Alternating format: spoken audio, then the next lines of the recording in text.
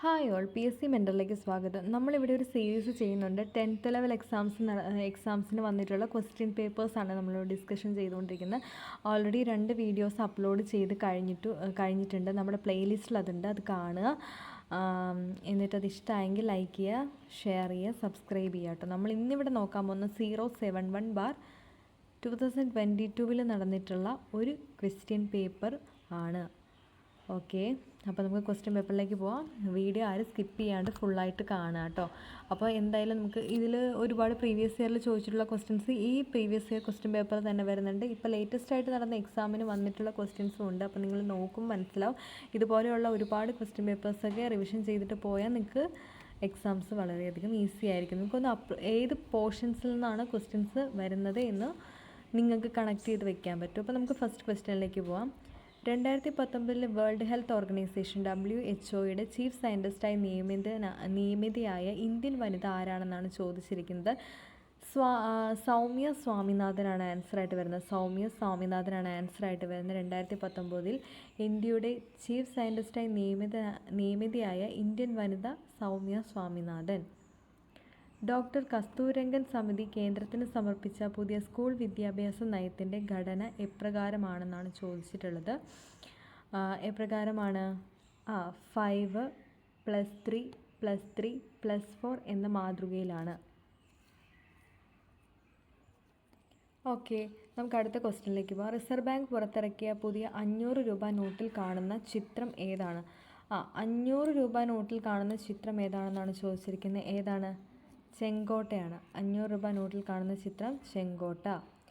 2024 ഒളിമ്പിക്സിൻ്റെ വേദി ഏതാണെന്ന് ചോദിച്ചിട്ടുണ്ട്. പാരീസാണ് 2024 ഒളിമ്പിക്സിൻ്റെ. അടുത്ത ക്വസ്റ്റ്യനിലേക്ക് പോവാം. മസ്തിഷ്ക മരണം സംഭവിച്ചവരുടെ അവയവദാനം ചെയ്യുന്നതിനുള്ള പദ്ധതി ഏതാണെന്ന് ചോദിച്ചിട്ടുണ്ട്. റിപ്പീറ്റഡ് ആയിട്ട് ചോദിക്കുന്ന, ഇപ്പോഴും ക്വസ്റ്റ്യൻ പേപ്പറിൽ കാണുന്നൊരു ക്വസ്റ്റ്യൻ തന്നെയാണ്, എല്ലാവർക്കും അറിയായിരിക്കും. മൃതസഞ്ജീവനിയാണ്. അടുത്ത ക്വസ്റ്റ്യനിലേക്ക് പോവുകയാണെങ്കിൽ, യുനെസ്കോയുടെ നേതൃത്വത്തിൽ അന്തർദേശീയ മാതൃഭാഷാ ദിനമായിട്ട് ആചരിക്കുന്നത് എന്നാണെന്ന് ചോദിച്ചിട്ടുണ്ട്. എന്നാണ്? February 21 ആണ്. ഇപ്പോൾ ഇങ്ങനെയൊക്കെ ക്വസ്റ്റ്യൻ വരുമ്പോൾ നമുക്ക് ഒരു കൺഫ്യൂഷൻ വരുന്ന ഒന്നാണ് ഈ February 12, 21 അങ്ങനെയൊക്കെ നോക്കി പഠിച്ചിട്ട് പോയാൽ നമുക്കൊരു കൺഫ്യൂഷൻ വരും. എന്ന് വെച്ചാൽ ഓപ്ഷൻ മാറിക്കിട്ടാൻ സാധ്യതയുണ്ട്. അപ്പോൾ നിങ്ങൾ അതൊക്കെ ഒന്ന് നല്ലപോലെ ശ്രദ്ധിക്കുക. ഇങ്ങനെയുള്ള മൈന്യൂട്ട് മിസ്റ്റേക്സ് ആയിരിക്കും കൂടുതലായിട്ടും വരാൻ സാധ്യത, നന്നായിട്ട് പഠിക്കുന്ന ഒരാളെ സംബന്ധിച്ചിടത്തോളം. ഭരണതലത്തിലും ഉദ്യോഗത്തിലും രാഷ്ട്രീയത്തിലുമുള്ള അഴിമതി തടയുന്നതിനായി സംസ്ഥാന തലത്തിൽ രൂപം നൽകിയിട്ടുള്ള ലോകായുക്ത, നിലവിൽ സംസ്ഥാനത്തെ ലോകായുക്ത ആരാണെന്ന് ചോദിച്ചിട്ടുണ്ട്. ആൻ്റണി ഡൊമിനിക്. ഈ ക്വസ്റ്റ്യൻ നമുക്കിപ്പോൾ ഇദ്ദേഹം അല്ല, അതുകൊണ്ട് നിങ്ങളിത് ഇപ്പോഴത്തെ നോക്കി പഠിക്കുക. ഇത് കറണ്ട് അഫെയറിൽ വരുന്നതാണ്. അടുത്ത ക്വസ്റ്റ്യനിലേക്ക് നോക്കുകയാണെങ്കിൽ, 2019 ലോകകപ്പ് ജേതാക്കൾ ഇംഗ്ലണ്ട്. 2019 ലോകകപ്പ് ക്രിക്കറ്റ് ജേതാക്കൾ ആരാണെന്ന് ചോദിച്ചാൽ ഇംഗ്ലണ്ടാണ് കേട്ടോ. ശരിയായ പ്രസ്താവനകൾ തിരഞ്ഞെടുക്കുക. ശരിയായ പ്രസ്താവനകൾ തിരഞ്ഞെടുക്കുക എന്ന് പറഞ്ഞിട്ട് ഓപ്ഷൻ 1 കൊടുത്തിരിക്കുന്ന ഉത്തര അറ്റ്ലാന്റിക് സംഘടന നാറ്റോ രൂപം കൊണ്ടത് 1949 ഏപ്രിൽ 4-നാണ്. അത് കറക്റ്റായിട്ടൊരു ഇതാണ് തന്നെയാണ്. ബ്രസൽസിലാണ് ആസ്ഥാനം വരുന്നത്. അംഗരാജ്യങ്ങൾക്കുള്ള നേരെയുള്ള സൈനിക നീക്കങ്ങൾക്ക് ഒറ്റക്കെട്ടായി പ്രതിരോധിക്കുക എന്നത് തന്നെയാണ് അതിൻ്റെ ലക്ഷ്യം. അപ്പോൾ ഇത് ഫുള്ളായിട്ട് പഠിക്കുക കേട്ടോ.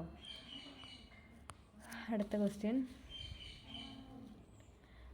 2022 രാജ്യത്തെ എല്ലാവർക്കും വീട് എന്ന ലക്ഷ്യം നേടുന്നതിന് 2015 ജൂൺ 25 പ്രധാനമന്ത്രി നരേന്ദ്രമോദി പ്രഖ്യാപിച്ച പദ്ധതി ഏത്? പ്രധാനമന്ത്രി ആവാസ് യോജന PMAY ആണ്. അത് നിങ്ങൾ നോക്കുക. 2022 രാജ്യത്തെ എല്ലാവർക്കും വീടെന്ന ഇത്. ഹിമാലയ പർവ്വതത്തിൻ്റെ ഏറ്റവും തെക്ക് ഭാഗം ഏത് പേരിലാണ് അറിയപ്പെടുന്നതെന്ന് ചോദിച്ചിട്ടുണ്ട്. സിവാലിക് എന്നാണ് അറിയപ്പെടുന്നത്. ഹിമാലയത്തിൻ്റെ നട്ടെല്ലെന്നറിയപ്പെടുന്ന ഹിമാദ്രിയാണ്. അതും കൂടി ഓർത്ത് വയ്ക്കുക.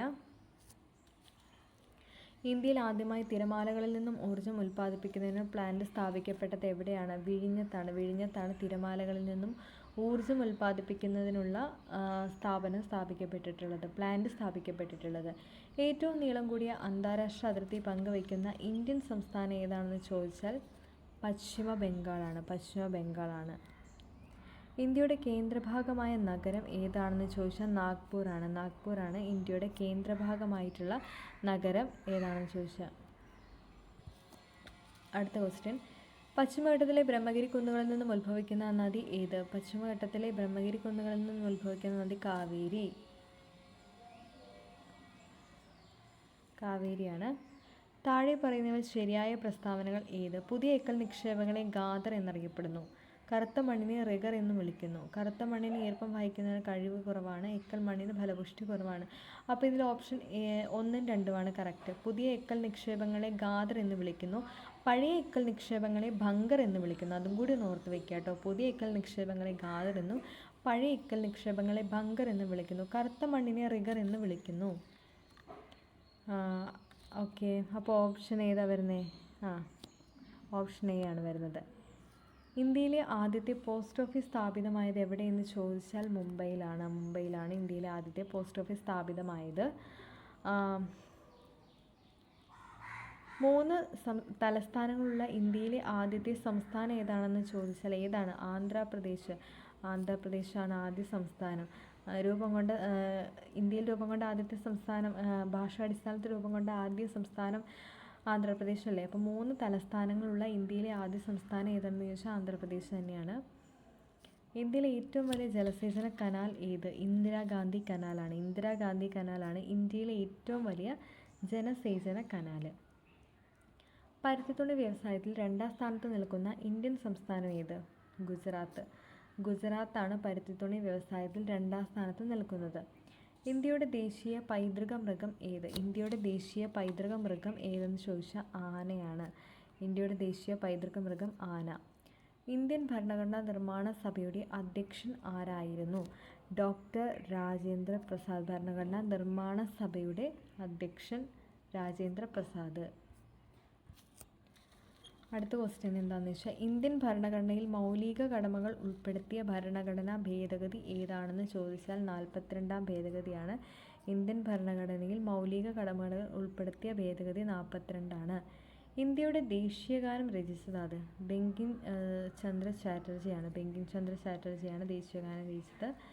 വിവരാവകാശ നിയമം പ്രാബല്യത്തിൽ വന്നത് 2005 മസ്ദൂർ കിസാൻ ശക്തി സംഘാതൻ എന്ന സംഘടനയുടെ പ്രവർത്തന ഫലമായിട്ടൊക്കെയാണ് എന്നൊക്കെ ഒന്ന് ഓർക്കുക കേട്ടോ. ഇന്ത്യൻ ഭരണഘടനയിൽ ഏത് ഭാഗത്താണ്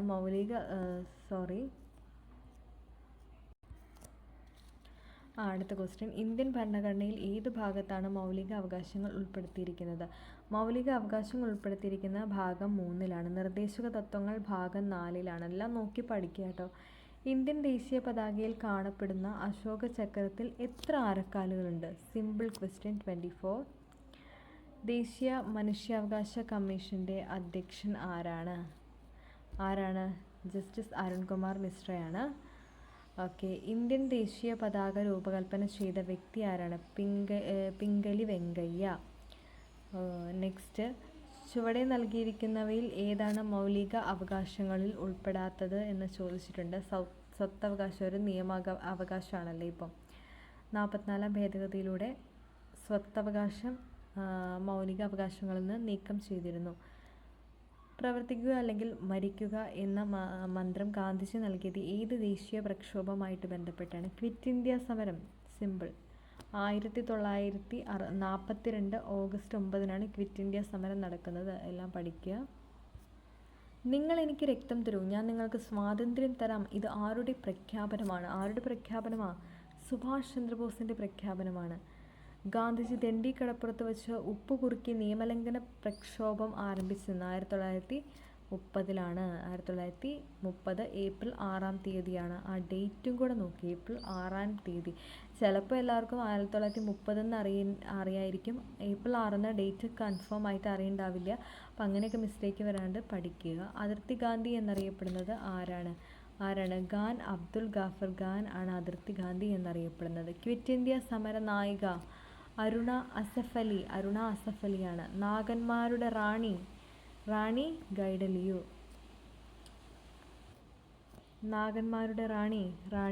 ഗൈഡലിയു. അതൊക്കെ നോക്കിയിട്ട് പോവുക. താഴെ കൊടുത്ത വ്യക്തികളിൽ 3 വട്ടമേശ സമ്മേളനങ്ങളിലും പങ്കെടുത്തത് ആര്? ബി ആർ അംബേദ്കർ ആണ്. ഈ വട്ടമേശ സമ്മേളനം എവിടെയാണ് നടന്നത്? ലണ്ടനിലെ ജെയിംസ് പാലസിൽ വെച്ചിട്ടാണ് വട്ടമേശ സമ്മേളനങ്ങൾ നടന്നത്. ബ്രിട്ടീഷ് സർക്കാരിൻ്റെ ഏത് നിയമത്തിനെതിരെയായിരുന്നു ജനങ്ങൾ ജാലിയൻവാല ബാഗ് പ്രതിഷേധത്തിന് ഒത്തുചേർന്നത്? റൗലറ്റ് ആക്ട് പ്രതിഷേധിച്ചായിരുന്നു. Rowlatt act. വിധിയുമായി ഒരു കൂടിക്കാഴ്ച ആരുടെ അവിസ്മരണീയമായ പ്രസംഗമായിരുന്നു? ആരുടെ അവിസ്മരണീയമായ പ്രസംഗമായിരുന്നു? ജവഹർലാൽ നെഹ്റു. ജാലിയൻവാലാബാഗ് കൂട്ടക്കൊലയ്ക്ക് നേതൃത്വം കൊടുത്ത മൈക്കിൾ ഒഡയറിനെ വധിച്ച് വധശിക്ഷ ഏറ്റുവാങ്ങിയ സ്വാതന്ത്ര്യ സമര പോരാളി ആരാണ്? ഉദ്ധം സിംഗ്. ഉദ്ധം സിംഗ് ആണ് ആ സ്വാതന്ത്ര്യ സമര പോരാളി. ആരെ വധിച്ചേ? ജാലിയൻവാലാബാഗ് കൂട്ടക്കൊലയ്ക്ക് നേതൃത്വം നൽകിയ മൈക്കിൾ ഒ ഡയറിനെയാണ് ഉദ്ധം സിംഗ് വധിച്ചത്. അതിൽ പ്രതിഷേധിച്ച് റൗലറ്റ് ആക്ടിൽ പ്രതിഷേധിച്ചായിരുന്നു ഈ ജാലിയൻവാലാബാഗ് പ്രതിഷേധം നടന്നതൊക്കെ ഓർക്കുക. നാഗന്മാരുടെ റാണി ആരാണ്? റാണി ഗൈഡലിയു. 3 വട്ടമേശ സമ്മേളനങ്ങളിലും പങ്കെടുത്തതാരാണ്? BR അംബേദ്കർ. ബ്രിട്ടീഷ് സർക്കാരിൻ്റെ ഏത് നിയമത്തിനെതിരെയായിരുന്നു ജാലിയൻവാലാബാഗ് എന്ന് ചോദിച്ചാൽ റൗലറ്റ് ആക്ട്. വിധിയുമായൊരു കൂടിക്കാഴ്ച ജവഹർലാൽ നെഹ്റു. ജാലിയൻവാലാബാഗ് കൂട്ടക്കൊലയ്ക്ക് നേതൃത്വം നൽകിയ മൈക്കിൾ ഒഡയറിനെ വധിച്ച് വധശിക്ഷ ഏറ്റുവാങ്ങിയ സ്വാതന്ത്ര്യ സമര പോരാളി ഉദ്ധം സിംഗ്. യക്ഷഗാനം എന്ന കലാരൂപം ഏറ്റവും കൂടുതൽ പ്രചാരത്തിലുള്ള കേരളത്തിലെ ജില്ല ഏത്? കാസർഗോഡ് ജില്ലയിലാണ്. സൈലന്റ് വാലി സ്ഥിതി ചെയ്യുന്ന പാലക്കാട്. കേരളത്തിലെ ഏറ്റവും വലിയ കായൽ ഏതാണ്? വേമ്പനാട്ട് കായൽ. ഇതൊക്കെ അറിയാവുന്ന ക്വസ്റ്റ്യൻ ആയതുകൊണ്ടാണ് ഞാൻ പോകുന്നത്. എല്ലാവരും ഇപ്പോഴും ഇതൊക്കെ ബേസിക് ആയിട്ട് തന്നെ പഠിച്ച് പോകുന്ന ക്വസ്റ്റ്യൻസ് തന്നെയാണ്.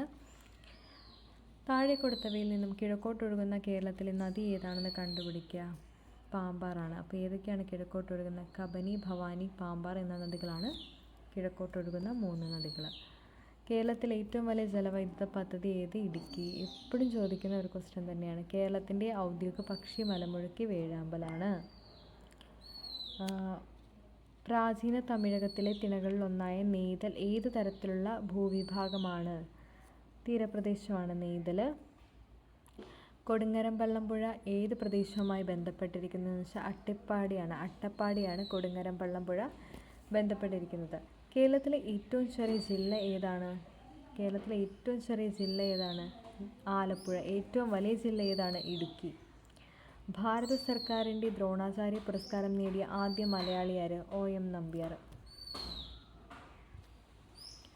ആത്മോപദേശ ശതകത്തിൻ്റെ കർത്താവ് ആര്?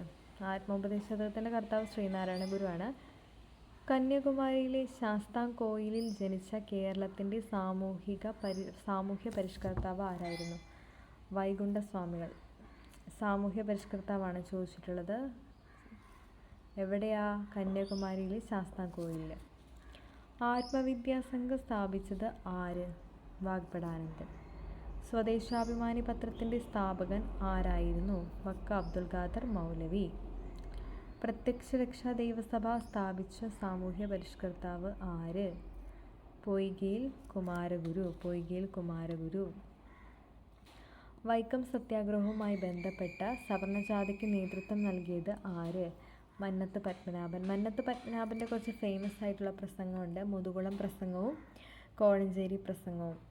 മുതുകുളം പ്രസംഗം, കോഴഞ്ചേരി പ്രസംഗവും അദ്ദേഹത്തിൻ്റെയാണ്. പിന്നെ വിമോചന സമരം നടന്നത് ഈ മന്നത്ത് പത്മനാഭൻ നേതൃത്വം നൽകിയിട്ട് തന്നെയാണ്. അടുത്തത്, ഇന്ത്യൻ നാഷണൽ ആർമിയിൽ ചേർന്ന് പോരാടിയതിന് ബ്രിട്ടീഷ് സർക്കാർ തൂക്കിലേറ്റിയ മലയാളി വക്കം അബ്ദുൽ ഖാദറാണ്. വക്കം അബ്ദുൽ ഖാദറാണ് ഇന്ത്യൻ നാഷണൽ ആർമിയിൽ ചേർന്ന് പോരാടിയതിന് ബ്രിട്ടീഷ് സർക്കാർ തൂക്കിലേറ്റിയ മലയാളി. വില്ലുവണ്ടിയിൽ സഞ്ചരിച്ച് ചരിത്രം സൃഷ്ടിച്ച കേരളത്തിൻ്റെ സാമൂഹ്യ പരിഷ്കർത്താവ് ആരാണ്? അയ്യങ്കാളിയാണ്. വില്ലുവണ്ടി സമരം നടത്തിയത് ആരാണ്? അയ്യങ്കാളിയാണ് വില്ലുവണ്ടി സമരം. അടുക്കളയിൽ നിന്നും അരങ്ങത്തേക്ക് അത് ആരുടേതാണ്? നിസ്സംശയം പറയാം, VT ഭട്ടതിരിപ്പാട്. വേദാധികാര നിരൂപണം ചട്ടമ്പി സ്വാമികൾ. ഇപ്പോഴും ചോദിക്കുന്ന കുറച്ച് റിപ്പീറ്റഡ് ആയിട്ടുള്ളതാണ്. വേദാധികാര നിരൂപണം, ആദിഭാഷ, പ്രാചീന മലയാളം, ഇതൊക്കെ ചട്ടമ്പി സ്വാമികളുടെയാണ്. രക്തത്തിലെ പഞ്ചസാരയുടെ അളവിനെ നിയന്ത്രിക്കാൻ സഹായിക്കുന്ന ഹോർമോൺ ഏതാണ്? ഇൻസുലിനാണ്. സാർവിക ദാതാവ് എന്നറിയപ്പെടുന്ന രക്തഗ്രൂപ്പ് ഏത്? O ഗ്രൂപ്പാണ്. വൈഡൽ ടെസ്റ്റ് ഏത് രോഗവുമായി ബന്ധപ്പെട്ടിരിക്കുന്നു? ടൈഫോയിഡുമായി ബന്ധപ്പെട്ടിരിക്കുന്നു. മനുഷ്യ ശരീരത്തിലെ വാരിയലിൽ എത്ര അസ്ഥികളുണ്ട് എന്ന് ചോദിച്ചാൽ 24 അസ്ഥികളുണ്ട്. ശരീരത്തിലെ കാൽസ്യം ആഗിരണത്തെ ഉത്തേജിപ്പിക്കുന്ന ജീവകം ഏത്? കാൽസ്യത്തെ ജീവകം D ആണ്. കുടിവെള്ളമായി ഉപയോഗിക്കുന്ന വെള്ളത്തിൻ്റെ pH അത് ഡിലീറ്റഡ് ക്വസ്റ്റ്യൻ ആണ്. വാസസ്ഥലത്തിനായി മാത്രം മറ്റു സസ്യങ്ങളെ ആശ്രയിക്കുന്ന സസ്യങ്ങൾ ഏത് വിഭാഗത്തിൽ പെടുന്നു? എപ്പിഫൈറ്റ്സ് ആണ്. വാസസ്ഥലത്തിന് വേണ്ടി മാത്രം സസ്യങ്ങളെ ആശ്രയിക്കുന്നു. ഭൂകാണ്ഡത്തിന് ഒരു ഉദാഹരണമാണ് എന്ത്?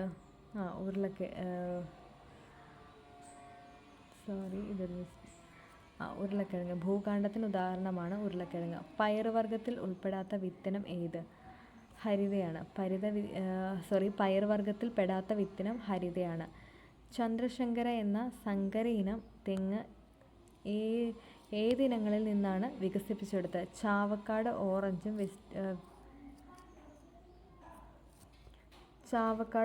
വെസ്റ്റ് കോസ്റ്റ് ടോളും ചേർന്നിട്ടാണ് ചന്ദ്രശങ്കര എന്ന തെങ്ങിനം വികസിപ്പിച്ചെടുത്തിട്ടുള്ളത്. ഓക്കെ, അടുത്ത ക്വസ്റ്റ്യൻ. താഴെ തന്നിരിക്കുന്ന ജോഡികളിൽ ഐസോടോപ്പുകൾ ഏതെല്ലാം എന്ന് ചോദിച്ചിട്ടുണ്ട്. ഐസോടോപ്പുകൾ എന്ന് പറയുമ്പോൾ ഏതൊക്കെയാണ്? ഓപ്ഷൻ ബി ആണ് ആൻസർ ആയിട്ട് വരുന്നത്. ഏതൊക്കെയാണ്? 2ഉം 4ഉം. 2ഉം 4ഉമാണ് ആൻസർ ആയിട്ട് വരുന്നത്. ഇതിൽ നിങ്ങൾ നോക്കിയിട്ട് ചെയ്യുക. ബോക്സൈറ്റ് എന്നത് ഏത് ലോഹത്തിൻ്റെ അയിരാണെന്ന് ചോദിച്ചിട്ടുണ്ട്. അലുമിനിയമാണ്. ബോക്സൈറ്റ്, ക്രയോലൈറ്റ് ഒക്കെ അലുമിനിയത്തിൻ്റെ അയിരുകളാണ്. അലുമിനിയത്തിൻ്റെ അയിരുകളാണ്. മൂലകങ്ങളെ അവയുടെ ആറ്റോമിക നമ്പറിൻ്റെ അടിസ്ഥാനത്തിൽ ആദ്യമായി വർഗീകരണം നടത്തിയ ശാസ്ത്രജ്ഞൻ ആരെന്ന് ചോദിച്ചാൽ മോസ്ലിയാണ്. ആറ്റോമിക നമ്പറിൻ്റെ അടിസ്ഥാനത്തിൽ മോസ്ലിയാണ്. ആറ്റോമിക മാസിൻ്റെ അടിസ്ഥാനത്തിൽ മെൻഡലീവാണ്. ഓക്കെ, പഠിക്കുക. ഒരു ജലതന്മാത്രയിലെ ആകെ ആറ്റങ്ങളുടെ എണ്ണം എത്രയാണ്? 3 ആണ്. ഒരു ജലതന്മാത്രയിലെ ആറ്റങ്ങളുടെ എണ്ണം എത്രയാണെന്ന് ചോദിച്ചാൽ 3 ആണ്. ബേക്കിംഗ് സോഡ എന്ന പദാർത്ഥത്തിൻ്റെ രാസസൂത്രം എന്താണ്? NaHCO3 ആണ്. ബേക്കിംഗ് സോഡ എന്ന പദാർത്ഥത്തിൻ്റെ രാസസൂത്രം. ഊർജത്തിൻ്റെ ഡയമെൻഷണൽ സമവാക്യം ഏതാണ്? ml²T⁻² ആണ് ഊർജത്തിൻ്റെ ഡയമെൻഷണൽ സമവാക്യം. ഫാരൻഹീറ്റ് താപനില സ്കെയിലിൻ്റെ ജലത്തിലെ തിളനില എത്ര? 212 ഫാരൻഹീറ്റ് ആണ്. ഫാരൻഹീറ്റ് താപനില സ്കെയിലിലെ ജലത്തിൻ്റെ തിളനില.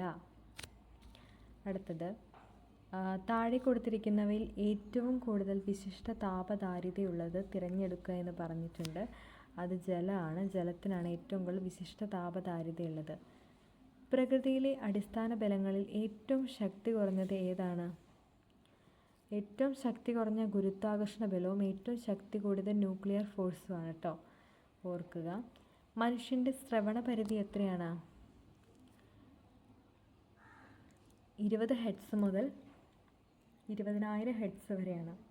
ഓക്കെ, മനുഷ്യൻ്റെ ശ്രവണ പരിധി. അടുത്തത് ക്വസ്റ്റ്യൻ മാത്തമാറ്റിക്സ് ക്വസ്റ്റ്യൻസ് ആണ് വരുന്നത്. 1,00,000-ൽ എത്ര 1000 ഉണ്ട്? 100,000 ചേരുമ്പോഴാണ് 1,00,000. ഓക്കെ, അത് നമുക്ക് ചെയ്ത് നോക്കുമ്പോൾ സിമ്പിളായിട്ട് കിട്ടും. 40 - 8 / 2 × 3. ഇതെങ്ങനെ ചെയ്യുന്നത് വെച്ചാൽ ബോഡ് മാസ് നിയമം അനുസരിച്ച് ചെയ്യുക. 3 ബൾബുകൾ യഥാക്രമം 3, 4, 5 മിനിറ്റുകൾ ഇടവിട്ട് പ്രകാശിക്കും. അവയെല്ലാം ഒരുമിച്ച് 8 AM കത്തിയെങ്കിൽ വീണ്ടും എപ്പോൾ അവ ഒരുമിച്ച് പ്രകാശിക്കുമെന്ന് വെച്ചാൽ 9 മണിയാണ്. അത് നിങ്ങൾ നോക്കി പഠിക്കുക. 2, 4, 6 എന്നീ സംഖ്യകളുടെ ഉസാഗ എന്ത്? 2 ആണ് വരുന്നത്. അതിൻ്റെ LCM ആണ് ചോദിക്കുന്നത്. 2. നീളം 3 4/3 മീറ്ററും വീതി 9 1/3 മീറ്ററുമായ ചതുരത്തിൻ്റെ പരപ്പളവ് എത്ര ചതുരശ്ര മീറ്റർ ആണെന്നാണ് ചോദിച്ചിരിക്കുന്നത്. നീളം 3 3/4 ആണ് കേട്ടോ. ഞാൻ പറഞ്ഞത് ആദ്യം മിസ്റ്റേക്ക് വന്നു. ആൻസർ വരുന്നത് 35 ആണ്. 18.793 ഏത് സംഖ്യ കൂട്ടിയാൽ 50 കിട്ടുമെന്ന് ചോദിച്ചിട്ടുണ്ട്. 50 കൂട്ടി നോക്കുക. അതിപ്പോൾ മാർക്ക് ചെയ്തപ്പോൾ 3 ആയിപ്പോയി. ഓപ്ഷൻ സി ആണ് കറക്റ്റായിട്ടുള്ള ആൻസറായിട്ട് വരുന്നത്. ഓപ്ഷൻ സി ആണ് കറക്റ്റായിട്ടുള്ള ആൻസറായിട്ട് വരുന്നത്. ചുവടെ കൊടുത്തിട്ടുള്ള സംഖ്യകൾ പൂർണ്ണവർഗ സംഖ്യയാകാൻ സാധ്യത ഇല്ലാത്തത് ഏത്? 25.02 ആണ്. ഒരു സ്ഥാപനത്തിൽ 15 ജോലിക്കാരുണ്ട്. അതിൽ നിന്നും 32 വയസ്സായ ഒരാൾ സ്ഥലം മാറിപ്പോയി. പകരം മറ്റൊരാൾ ജോലിക്ക് വന്നപ്പോൾ ജോലിക്കാരുടെ ശരാശരി വയസ്സ് 1 കൂടി. എങ്കിൽ പുതിയതായി വന്ന ആളുടെ പ്രായം എത്രയാണെന്നാണ് ചോദിച്ചിരിക്കുന്നത്. 47 ആണ് ആൻസർ. 750 രൂപയ്ക്ക് വാങ്ങിയ സാധനം വിൽക്കുമ്പോൾ 14% ലാഭം കിട്ടണമെങ്കിൽ ആ സാധനം എത്ര രൂപയ്ക്ക് വിൽക്കണം? 885 രൂപയ്ക്ക് വിൽക്കണം. 120 മീറ്റർ നീളമുള്ള തീവണ്ടി 108 km/h വേഗത്തിൽ സഞ്ചരിക്കുന്നു. ഈ തീവണ്ടി 180 മീറ്റർ നീളമുള്ള ഒരു പാലം കടന്നു പോകാൻ എത്ര സമയമെടുക്കും? 10 സെക്കൻഡ് എടുക്കും. പ്ലസ് എന്നാൽ ഇൻറ്റു, മൈനസ് എന്നാൽ ഡിവൈഡ്, ഇൻറ്റു എന്നാൽ പ്ലസ്, ഡിവൈഡ് എന്നാൽ മൈനസ് ആയാൽ 12 - 3 × 4 + 2 / 5 വില എത്രയെന്നാണ് ചോദിച്ചിരിക്കുന്നത്. സിമ്പിളാണ്. സോറി,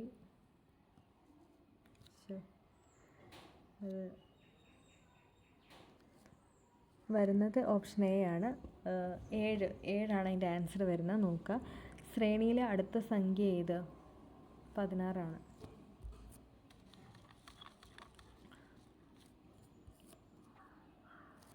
സമാന ബന്ധം കണ്ടെത്തുക എന്നാണ് പറയുന്നത്. ചെറുതാണെങ്കിൽ അതിന് ഓപ്പോസിറ്റ് വലുതാണ്. ഉദയമാണെങ്കിൽ അതിന് ഓപ്പോസിറ്റ് എന്തായിരിക്കും? അസ്തമയം. ഡെഫിനറ്റ്ലി. അപ്പോൾ ബെസ്റ്റ് എന്നതിനെ ഒരു സിമ്പിൾ ഉപയോഗിച്ച് വെച്ചിട്ടുണ്ട്. അപ്പോൾ സോപ്പ് എന്നതിന് മറ്റൊരു സിമ്പിളും കൊടുത്തിട്ടുണ്ട്. അപ്പോൾ പാസ്റ്റ് എന്നതിന് എങ്ങനെ കോഡ് ചെയ്യാമെന്നാണ് പറഞ്ഞിട്ടുള്ളത്. അതിന് എങ്ങനെ കോഡ് ചെയ്യാം? ബി ആണ് ആൻസറായിട്ട് വരുന്നത്. നിങ്ങൾ നോക്കുക. താഴെ തന്നിരിക്കുന്ന സംഖ്യകൾ അവരോഹണ ക്രമത്തിൽ തരംതിരിച്ചാൽ മൂന്നാമത്തേത് 325. മൂന്നാമത്തേത് ഏത് സംഖ്യ എന്ന് ചോദിച്ചാൽ മൂന്നാമത്തേത് 325 ആണ് വരുന്നത്. സിമ്പിളല്ലേ? 125, 225, 325, 425, 525. അവരോഹണം ആരോഹണം അറിഞ്ഞാലും ഇല്ലെങ്കിലും ഇതെന്താണ്? മൂന്നാമത് വരുന്ന സംഖ്യ 325 തന്നെയാണ്. സിമ്പിളാണ്. ശരിയായ രീതിയിൽ ക്രമീകരിച്ചത് ഏതാണ്? പുല്ല്, പുൽച്ചാടി, തവള, പാമ്പ്, പരുന്ത്. ഇതെങ്ങനെയാണ് വരുന്നത്? പുല്ലെന്ന് പറയുന്നത് സസ്യത്തെ തിന്നുന്ന പുൽച്ചാടി. അപ്പോൾ സസ്യഭോജിയെ തിന്നുന്ന ഇതാണ് തവള. ഓക്കെ. തവള തിന്നത് സസ്യഭോജീനെയാണ്. ആ തവളയെ തിന്നുന്നത് പാമ്പ്. പാമ്പ് തിന്നത് എന്താ? സസ്യഭോജീനെ തിന്ന തവളേനെയാണ് പാമ്പ് തിന്നത്. അപ്പോൾ പാമ്പൊരു മാംസഭോജിയാണ്. മാംസഭോജീനെ തിന്നത് ആരാണ്? പരുന്ത്. ഒറ്റയാനെ കണ്ടെത്തുക. GHG ആണ് വരുന്നത്. താഴെ കൊടുത്തിട്ടതിൽ വേറിട്ട് നിൽക്കുന്ന ഏതാണെന്ന് ചോദിച്ചാൽ ത്രികോണാണ്. 2 കൊല്ലം മുമ്പ് അമ്മയ്ക്ക് മകളുടെ 4 മടങ്ങായിരുന്നു വയസ്സ്. 2 കൊല്ലം കഴിഞ്ഞ് അമ്മയ്ക്ക് മകളുടെ 3 മടങ്ങാകും. എന്നാൽ മകളുടെ ഇപ്പോഴത്തെ വയസ്സ് എത്രയാണെന്ന് ചോദിച്ചാൽ ഓപ്ഷൻ ബി ആണ് വരുന്നത് 10. 40 കുട്ടികളുള്ള ഒരു ക്ലാസ്സിൽ ലതയുടെ റാങ്ക് മുന്നിൽ നിന്ന് 15ാമത് എങ്കിൽ അവസാനത്തു നിന്നും ലതയുടെ റാങ്ക് എത്രയാണെന്ന് ചോദിച്ചിട്ടുണ്ട്. 26. 40 കുട്ടികളുള്ള ഒരു ക്ലാസ്സിൽ ലതയുടെ റാങ്ക് മുന്നിൽ നിന്ന് 15ാമതാണെങ്കിൽ അവസാനത്തേതിൽ നിന്ന് ലതയുടെ റാങ്ക് എത്രയാണെന്ന് ചോദിച്ചാൽ 26 ആണ് വരുന്നത്. അപ്പോൾ നമ്മൾ ഇന്നിവിടെ ചെയ്തിട്ടുള്ളത് 071/2022 വന്നിട്ടുള്ള ഒരു ക്വസ്റ്റ്യൻ പേപ്പറും അതിൻ്റെ ആൻസർ കീ ആൻസറുമാണ് പറഞ്ഞിട്ടുള്ളത്. ചിലതൊക്കെ റിലേറ്റഡ് ഫാക്ട്സ് ഞാൻ പറഞ്ഞിട്ടുണ്ട്. അപ്പോൾ നിങ്ങൾക്ക് ക്ലാസ് ഹെൽപ്ഫുള്ളായെന്ന് ഞാൻ വിചാരിക്കുന്നു. സ്കിപ്പ് ചെയ്യാണ്ട് ഫുള്ള് കണ്ടതിന് താങ്ക്സ്. അപ്പോൾ നിങ്ങൾ ഇനിയും ഈ സീരീസിലുള്ള ബാക്കിയുള്ള ക്ലാസ്സുകൾ കൂടി കയറി കാണുക, പഠിക്കുക. അപ്പോൾ ഓക്കെ, താങ്ക് യു.